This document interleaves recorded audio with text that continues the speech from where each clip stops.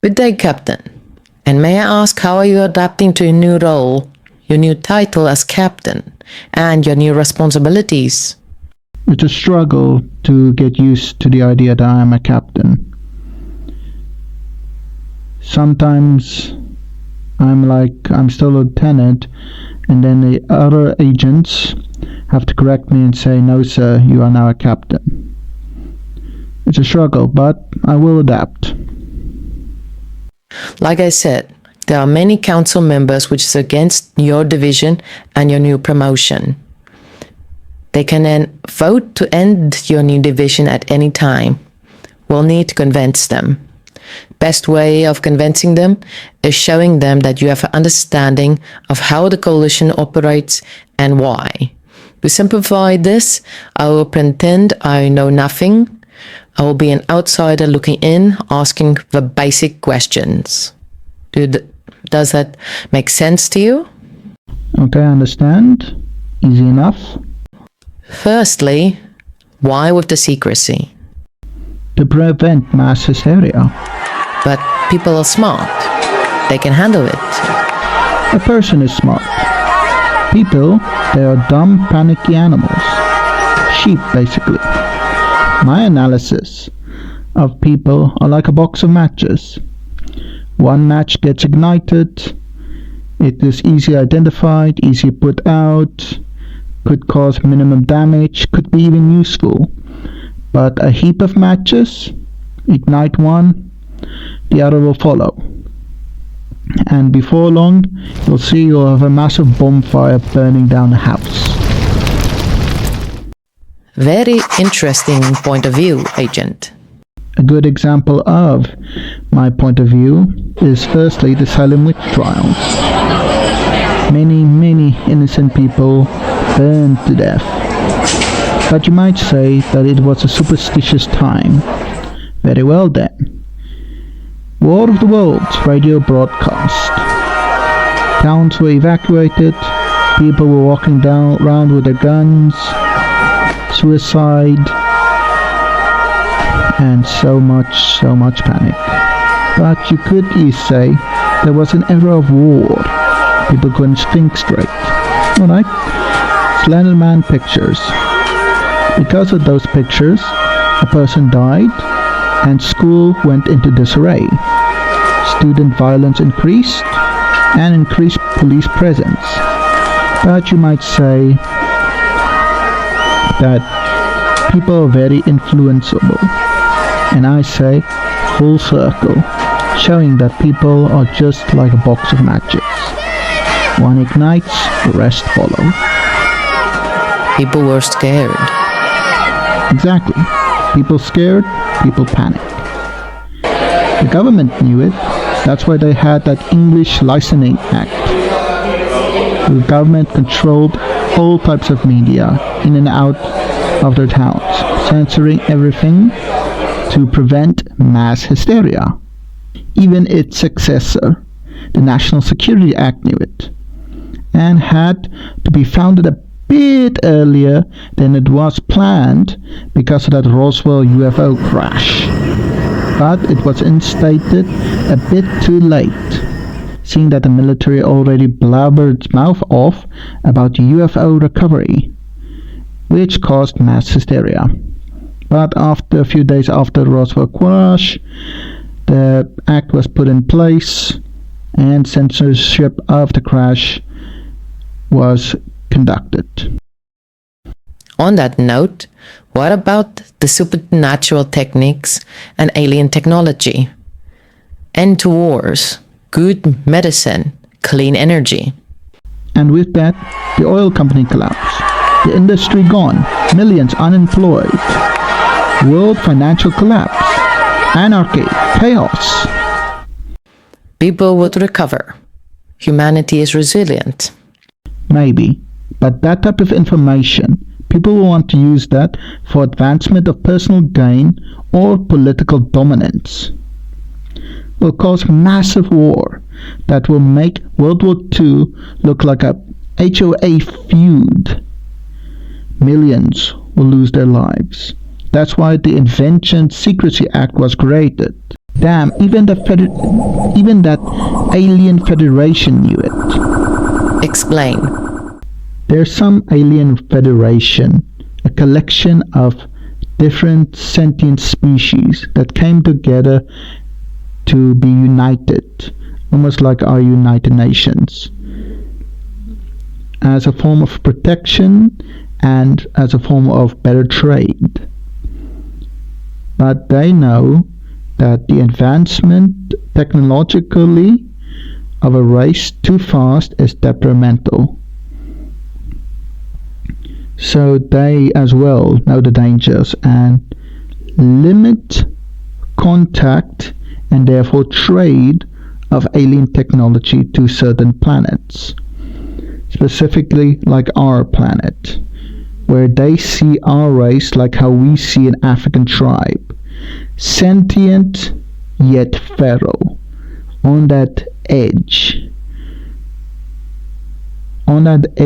where we can communicate with them, but on the edge of they won't know what to do with the technology and would cause their own destruction. So, to ensure we remain under the Federation's protection, they basically see us as a natural preserve, basically a zoo, where tourists comes to see these monkeys trying to do simple puzzles, which is light years behind the alien races that comes to visit.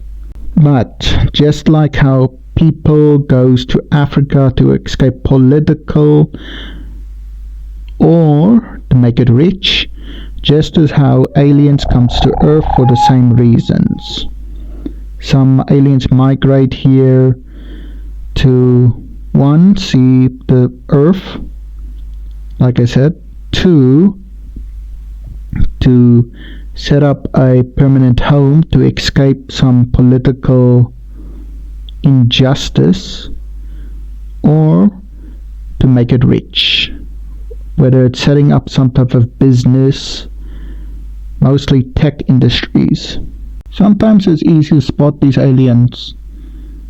You've seen those videos of animals acting like they're not supposed to, or the skinwalkers transforming into different creatures. Just the alien visitors trying to experiment with their alien disguise suits, or forgetting what type of creature they are. A lot of aliens like to pick pets. You might be wondering why. It's much harder to create a history for humans.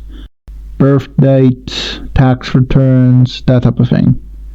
But for pets and animals, easy. They don't need licensing, don't need any form of paperwork or passport or IDs. And the humans they get ended up with likes to feed them, give them food, yada yada yada. So yeah, it's easier to become a pet, which the aliens most likely prefer of being, than to be an actual human. Plus, being an animal is easier to blend in, easier to disguise themselves, less paperwork. So yeah, when you see a creature, an animal, a pet, shape-shifting or not acting like they're supposed to, or acting more human, it's just an alien forgetting what they actually are or what their role is. But just like people, they're sometimes poachers.